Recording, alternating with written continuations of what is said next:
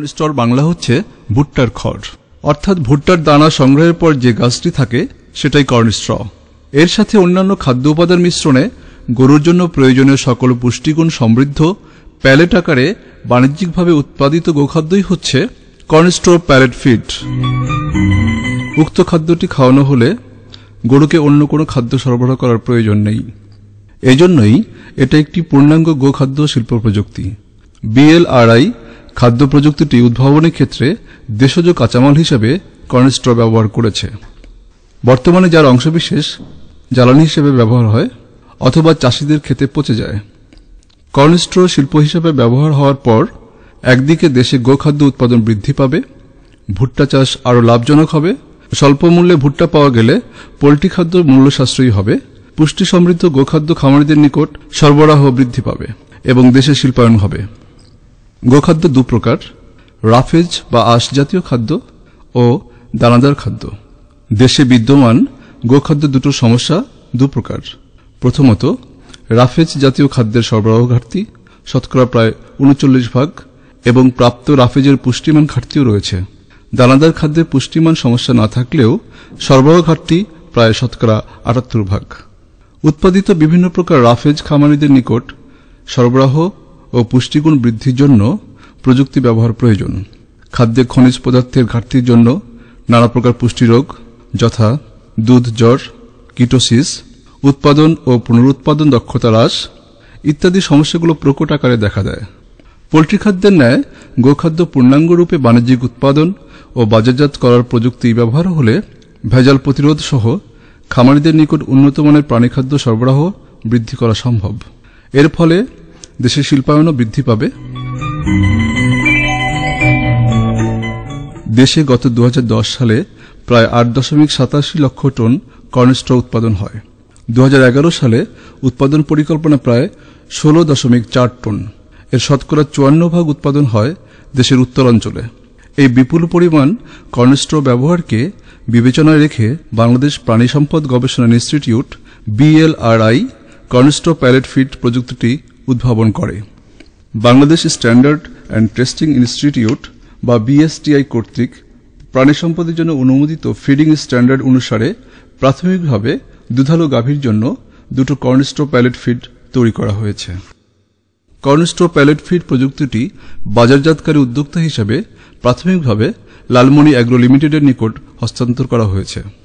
Lalmoni agro limited corn straw প্যালেটের বাণিজ্যিক উৎপাদনের উদ্দেশ্যে কালীগঞ্জ লালমনিরহাট জেলায় প্রায় 3.50 কোটি টাকা ব্যয়ে একটি গোখাদ্য কারখানা স্থাপন করেছে। দেশের গবেষণা ও শিল্প উদ্যোক্তাগণের মধ্যে সেতু বন্ধনে লালমনি অ্যাগ্রো লিমিটেড অগ্রণী ও সাহসী ভূমিকা রেখেছে। লালমনি অ্যাগ্রো লিমিটেড দুধালো গাভীর জন্য উৎপাদিত দুটো প্যালেট খাদ্য শতাব্দী ডেইরি প্যালেট ফিড হিসেবে বাজারজাত করছে।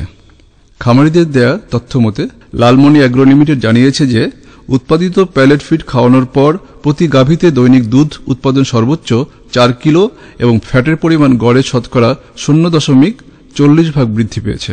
গত এক মাসে লালমনি অ্যাগ্রো লিমিটেড প্রায় 100 টন প্যালেট ফিড বাজারজাত করেছে। দেশের প্রাণী সম্পদ খাতে বিজ্ঞানীদের এ ধরনের উদ্ভাবন এটাই প্রথম। দেশে উদ্ভাবিত প্রযুক্তিভিত্তিক এ ধরনের গোখাদ্য শিল্পে বিনিয়োগ করার জন্য দেশের উদ্যোক্তাগণকে BLRI উদাত্ত আহ্বান জানাচ্ছে।